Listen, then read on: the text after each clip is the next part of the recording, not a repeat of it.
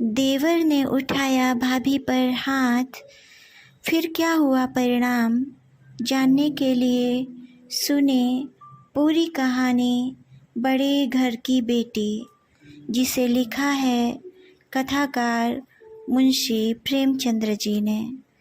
नमस्कार, मैं अमिता शेष और आज मैं कथा किरीट में लेकर आई हूँ कहानी बड़े घर की बेटी। तो आइए सुनते हैं कहानी। बेनी माधव सिंह गौरीपुर गांव के जमींदार और नंबरदार थे। उनके पितामह किसी समय बड़े धन धान्य संपन्न थे। गांव का पक्का तालाब और मंदिर, जिनकी अब मरम्मत भी मुश्किल थी, उन्हीं के कीर्ति स्तंभ थे। कहते हैं इस दरवाजे पर हाथी झूमता था। अब उसकी जगह एक बूढ़ी भैंस थी, जिसके शरीर में अस्थिपंजर के सिवा और कुछ न रहा था, पर दूध शायद बहुत देती थी, क्योंकि एक न एक आदमी हांडी लिए उसके सिर पर सवार ही रहता था। बेनी माधव सिंह अपनी आधी से अधिक संपत्ति वकीलों को भेंट कर चुके थे। उनकी वर्तमान आय 1000 रुपये वार्षिक से अधिक न थी। ठाकुर साहब के 2 बेटे थे। बड़े का नाम श्रीकंठ सिंह था। उसने बहुत दिनों के परिश्रम और उद्योग के बाद बीए की डिग्री प्राप्त की थी। अब एक दफ्तर में नौकर था। छोटा लड़का लाल बिहारी सिंह दोहरे बदन का सजीला जवान था। भरा हुआ मुखड़ा, चौड़ी छाती, भैंस का 2 सेर ताज़ा दूध वह उठकर सवेरे पी जाता था। श्रीकंठ सिंह की दशा बिल्कुल विपरीत थी। इन नेत्र प्रिय गुणों को उन्होंने बीए इन्हीं 2 अक्षरों पर न्यौछावर कर दिया था। इन 2 अक्षरों ने उनके शरीर को निर्बल और चेहरे को कांतिहीन बना दिया था। इसी से वैद्य ग्रंथों पर उनका विशेष प्रेम था। आयुर्वेदिक औषधियों पर उनका अधिक विश्वास था। शाम सवेरे उनके कमरे से प्रायः खरल की सुरीली कर्णमधुर ध्वनि सुनाई दिया करती थी। लाहौर और कलकत्ते के वैद्यों से बड़ी लिखा पढ़ी रहती थी। श्रीकंठ इन अंग्रेजी डिग्री के अधिपति होने पर भी अंग्रेजी सामाजिक प्रथाओं के विशेष प्रेमी न थे, बल्कि वह बहुधा बड़े जोर से उसकी निंदा और तिरस्कार किया करते थे। इसी से गांव में उनका बड़ा सम्मान था। दशहरे के दिनों में वह बड़े उत्साह से रामलीला में सम्मिलित होते और स्वयं किसी न किसी पात्र का पार्ट लेते थे। गौरीपुर में रामलीला के वही जन्मदाता थे। प्राचीन हिंदू सभ्यता का गुणगान उनकी धार्मिकता का प्रधान अंग था। सम्मिलित कुटुंब के तो वे एकमात्र उपासक थे। आजकल स्त्रियों को कुटुंब में मिलजुल कर रहने की जो अरुचि होती है, उसे वह जाति और देश दोनों के लिए हानिकारक समझते थे। यही कारण था कि गांव की ललनाएं उनकी निंदक थीं। कोई तो उन्हें अपना शत्रु समझने में भी संकोच न करती थीं। स्वयं उनकी पत्नी को ही इस विषय में उनसे विरोध था। यह इसलिए नहीं कि उसे अपने सास ससुर देवर या जेठ आदि से घृणा थी, बल्कि उसका विचार था कि यदि बहुत कुछ सहने और तरह देने पर भी परिवार के साथ निर्वाह न हो सके, तो आए दिन की कलह से जीवन को नष्ट करने की अपेक्षा यही उत्तम है कि अपनी खिचड़ी अलग पकाई जाए। आनंदी एक बड़े उच्च कुल की लड़की थी। उसके बाप एक छोटी सी रियासत के तालुकेदार थे। विशाल भवन, एक हाथी, 3 कुत्ते, बाज, बहरी शिकरे, झाड़ फानूस, आनरेरी, मजिस्ट्रेटरी और ऋण, जो एक प्रतिष्ठित तालुकेदार के भोग्य पदार्थ हैं, सभी यहाँ विद्यमान थे। नाम था भूप सिंह। बड़े उदारचित्त और प्रतिभाशाली पुरुष थे, पर दुर्भाग्य से लड़का एक भी न था। 7 लड़कियां हुईं और दैवयोग से सबकी सब जीवित रहीं। पहली उमंग में तो उन्होंने 3 ब्याह दिल खोल कर किए, पर 15-20 हजार रुपयों का कर्ज सिर पर हो गया तो आंखें खुली, हाथ समेट लिए। आनंदी चौथी लड़की थी। वह अपनी सब बहनों से अधिक रूपवती और गुणवती थी। इससे ठाकुर भूप सिंह उसे बहुत प्यार करते थे। सुंदर संतान को कदाचित उसके माता पिता भी अधिक चाहते हैं। ठाकुर साहब बड़े धर्म संकट में थे कि इसका विवाह कहाँ करें। न तो यही चाहते थे कि ऋण का बोझ बढ़े और न यही स्वीकार था कि उसे अपने को भाग्यहीन समझना पड़े। एक दिन श्रीकंठ उनके पास किसी चंदे का रुपया मांगने आए। शायद नागरी प्रचार का चंदा था। भूप सिंह उसके स्वभाव पर रीझ गए और धूमधाम से श्रीकंठ सिंह का आनंदी के साथ ब्याह हो गया। आनंदी अपने नए घर में आई तो यहाँ का रंग ढंग कुछ और ही देखा। जिस टीम टाम की उसे बचपन से ही आदत पड़ी हुई थी, वह यहाँ नाम मात्र को भी न थी। हाथी घोड़ों का तो कहना ही क्या, कोई सजी हुई सुंदर बहली तक न थी। रेशमी स्लीपर साथ लाई थी, पर यहाँ बाग कहाँ। मकान में खिड़कियाँ तक न थीं, न जमीन पर फर्श, न दीवार पर तस्वीरें। यह एक सीधा सादा देहाती गृहस्थ का मकान था।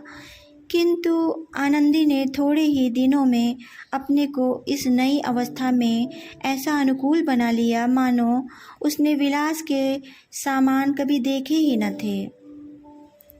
एक दिन दोपहर के समय लाल बिहारी सिंह 2 चिड़िया लिए हुए आया और बहावत से बोला, जल्दी से पका दो, मुझे भूख लगी है। आनंदी भोजन बनाकर उसकी राह देख रही थी। अब वह नया व्यंजन बनाने बैठी। हांडी में देखा तो घी पाव भर से अधिक न था। बड़े घर की बेटी किफायत क्या जाने, उसने सब घी मांस में डाल दिया। लाल बिहारी खाने बैठा तो दाल में घी न था। बोला, दाल में घी क्यों नहीं छोड़ा? आनंदी ने कहा, घी सब मांस में पड़ गया।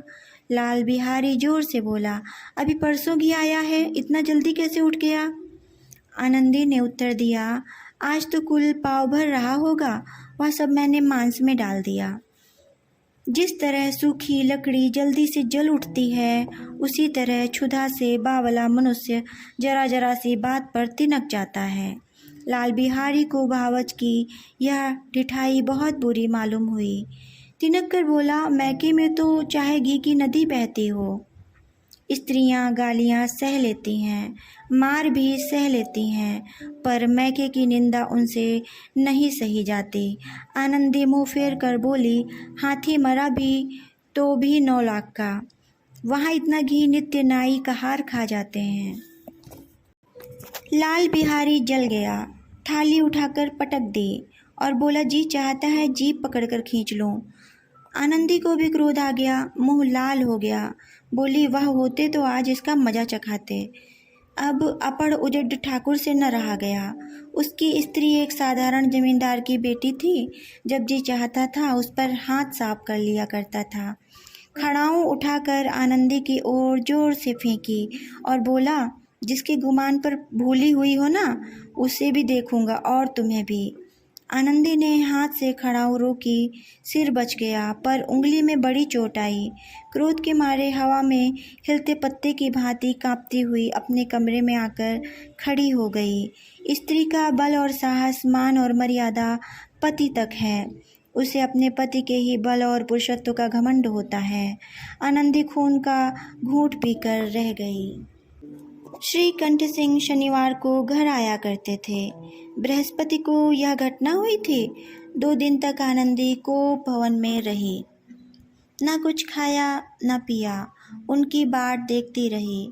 अंत में शनिवार को वह नियमानुकूल संध्या समय घर आए और आकर बैठकर कुछ इधर उधर की बातें, कुछ देश काल संबंधी समाचार तथा कुछ नए मुकदमों आदि की चर्चा करने लगे।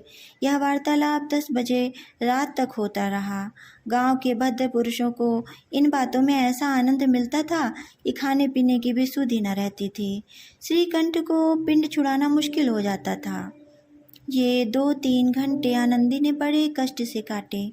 किसी तरह भोजन का समय आया, पंचायत उठी, एकांत हुआ। तो लाल बिहारी ने कहा, भैया आप जरा भाभी को समझा दीजिएगा कि मुंह संभाल कर बातचीत किया करें, नहीं तो एक दिन अनर्थ हो जाएगा। बेनी माधव सिंह ने बेटे की ओर से साक्षी दी। हाँ, बहू बेटियों का यह स्वभाव अच्छा नहीं कि मर्दों के मुंह लगे। लाल बिहारी, वह बड़े घर की बेटी है, तो हम भी कोई कुर्मी कहार नहीं हैं। श्रीकंठ ने चिंतित स्वर से पूछा, आखिर बात क्या हुई? लाल बिहारी ने कहा, कुछ भी नहीं, यूं ही आप उलझ पड़ी। मैके के सामने हम लोगों को कुछ समझती ही नहीं। श्रीकंठ खा पीकर आनंदी के पास गए। वह भरी बैठी थी। यह हजरत भी कुछ तीखे थे। आनंदी ने पूछा, चित्त तो प्रसन्न है? श्रीकंठ बोले, बहुत प्रसन्न है, पर तुमने आजकल घर में यह क्या नया उपद्रव मचा रखा है? आनंदी की त्योरियों पर बल पड़ गए। झुंझलाहट के मारे बदन में ज्वाला सी दहक उठी। बोली, जिसने तुमसे यह आग लगाई है उसे पाँव मुँह झुलस दूं। श्रीकंठ, इतनी गर्म क्यों होती हो? बात तो कहो। आनंदी, क्या कहूँ, यह मेरे भाग्य का फेर है, नहीं तो गंवार छोकरा जिसको चपरासी गिरी करने का भी शऊर नहीं, मुझे खड़ाऊ से मारकर यूँ ना करता। श्रीकंठ, सब हाल साफ साफ कहो तो मालूम हो, मुझे तो कुछ पता ही नहीं। आनंदी, परसों तुम्हारे लाडले भाई ने मुझसे मांस पकाने को कहा। घी हांडी में पाँव भर से अधिक न था। वह सब मैंने मांस में डाल दिया। जब खाने बैठा तो कहने लगा, दाल में घी क्यों नहीं है? बस इसी पर मैके को बुरा भला कहने लगा। मुझसे न रहा गया। मैंने कहा कि यहाँ इतना घी तो नाई कहार खा जाते हैं और किसी को जान भी नहीं पड़ता। बस इतनी सी बात पर इस अन्यायी ने मुझे पर खड़ाऊ फेंक मारी। यदि हाथ से न रोक लूँ तो सिर फट जाए। उसी से पूछो, मैंने जो कुछ कहा वह सच है या झूठ? श्रीकंठ की आंखें लाल हो गईं। बोले, यहाँ तक हो गया इस छोकरी का यह साहस? श्रीकंठ बड़े धैर्यवान और शांत पुरुष थे। उन्हें कदाचित ही कभी क्रोध आता था। स्त्रियों के आंसू पुरुष की क्रोधाग्नि भड़काने में तेल का काम करते हैं। रात भर करवटें बदलते रहे। उद्विग्नता के कारण पलक तक नहीं झपकी। प्रातःकाल अपने बाप के पास जाकर बोले, दादा, अब इस घर में मेरा निवाह न होगा। इस तरह की विद्रोहपूर्ण बातें कहने पर श्रीकंठ ने कितनी ही बार अपने कई मित्रों को आड़े हाथों लिया था, परंतु दुर्भाग्य आज उन्हें स्वयं ही वे सब बातें मुंह से कहनी पड़ रही थी। दूसरों को उपदेश देना भी कितना सहज है। बेनी माधव सिंह घबरा उठे और बोले, क्यों? श्रीकंठ, इसलिए कि मुझे भी अपनी मान प्रतिष्ठा का कुछ विचार है। आपके घर में सब अन्याय और हठ का प्रकोप हो रहा है। जिनको बड़ों का आदर सम्मान करना चाहिए वे उनके सिर चढ़ते हैं। मैं दूसरों का नौकर ठहरा, घर पर रहता नहीं। यहाँ मेरे पीछे स्त्रियों पर खड़ाऊ और जूतों की बौछारें होती हैं। कड़ी बात तक चिंता नहीं, कोई एक की दो कह ले, यहाँ तक तो मैं सह सकता हूँ, किंतु यह कदापि नहीं हो सकता कि मेरे ऊपर लात घुसे पड़े और मैं दम न मारूं। बेनी माधव सिंह कुछ जवाब न दे सके। श्रीकंठ सदैव उनका आदर करते थे। उनके ऐसे तेवर देखकर एक बूढ़ा ठाकुर अवाक रह गया। केवल इतना ही बोला, बेटा, तुम बुद्धिमान होकर ऐसी बातें करते हो। स्त्रियां इस तरह घर का नाश कर देती हैं। उनको बहुत सिर चढ़ाना अच्छा नहीं। श्रीकंठ, इतना मैं जानता हूँ, आपके आशीर्वाद से ऐसा मूर्ख नहीं हूँ। आप स्वयं जानते हैं कि मेरे ही समझाने बुझाने से इसी गांव के कई घर संभल गए, पर जिस स्त्री की मान प्रतिष्ठा का ईश्वर के दरबार में उत्तरदाता हूँ, उसके प्रति ऐसा घोर अन्याय और पशुवत व्यवहार मुझे असह्य है। आप सच मानिए, मेरे लिए यही कुछ कम नहीं कि लाल बिहारी को कुछ दंड नहीं देता। अब बेनी माधव सिंह भी गरमाए, ऐसी बातें और न सुन सके। बोले, लाल बिहारी तुम्हारा भाई है, उससे जब कभी भूल चूक हो उसके कान पकड़ो। लेकिन श्रीकंठ, लाल बिहारी को मैं अपना भाई नहीं समझता। बेनी माधव सिंह, स्त्री के पीछे? श्रीकंठ, जी नहीं, उसकी क्रूरता और अविवेक के कारण। दोनों कुछ देर चुप रहे। ठाकुर साहब लड़के का क्रोध शांत करना चाहते थे, लेकिन यह नहीं स्वीकार करना चाहते थे कि लाल बिहारी ने कोई अनुचित काम किया है। इसी बीच में गांव के और कई सज्जन हुक्के चिलम के बहाने वहां आ बैठे। कई स्त्रियों ने जब यह सुना कि श्रीकंठ पत्नी के पीछे पिता से लड़ने को तैयार है तो उन्हें बड़ा हर्ष हुआ। दोनों पक्षों की मधुर वाणियाँ सुनने के लिए उनकी आत्माएं तिलमिलाने लगीं। गांव में कुछ ऐसे पक्षों की कुटिल मनुष्य भी थे जो स्कूल की नीतिपूर्ण गति पर मन ही मन जलते थे। वह कहा करते थे, श्रीकंठ अपने बाप से दबता है इसलिए वह दब्बू है, उसने विद्या पढ़ी इसलिए वह किताबों का कीड़ा है। बेनी माधव सिंह उसकी सलाह के बिना कोई काम नहीं करते, यह उनकी मूर्खता है।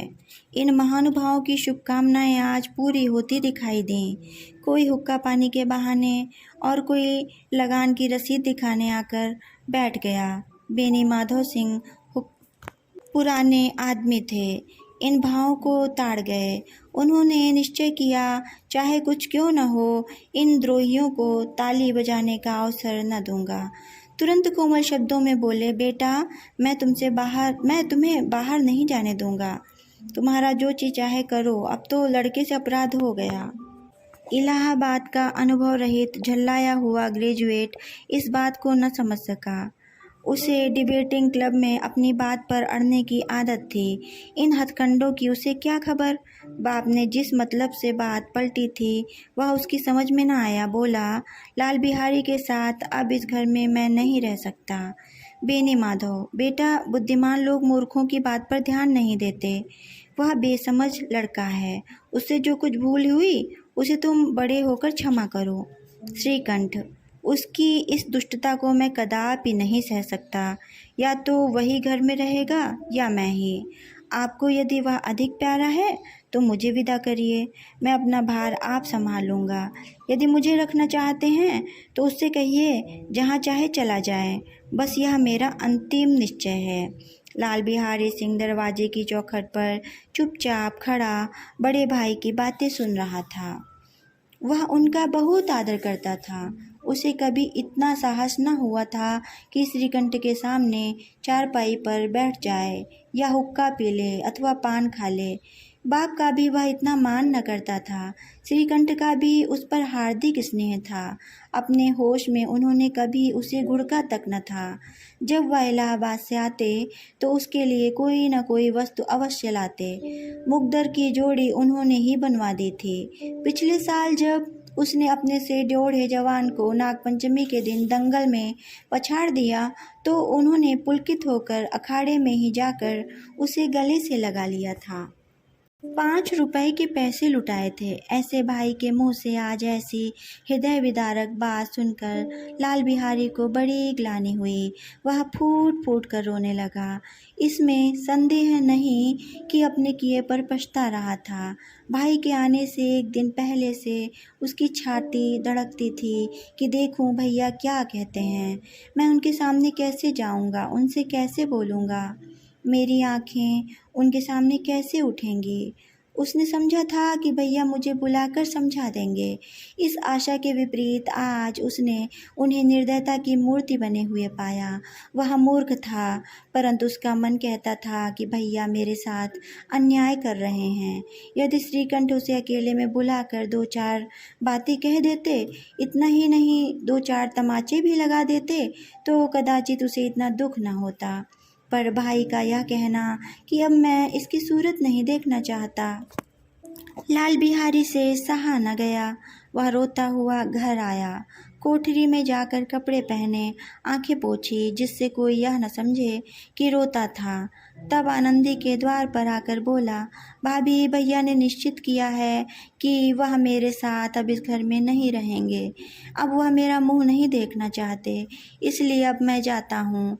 उन्हें फिर मुंह न दिखाऊंगा। मुझसे जो कुछ अपराध हुआ उसे क्षमा करना। यह कहते कहते लाल बिहारी का गला भर आया। जिस समय लाल बिहारी सिंह सिर झुकाए आनंदी के द्वार पर खड़ा था, उसी समय श्रीकंठ सिंह आंखें लाल किए बाहर से आए। भाई को खड़ा देखा तो घृणा से आंखें फेर लीं और कतरा कर निकल गए, मानो उसकी परछाई से दूर भागते हों। आनंदी ने लाल बिहारी की शिकायत तो की थी, लेकिन अब मन में पछता रहे थे।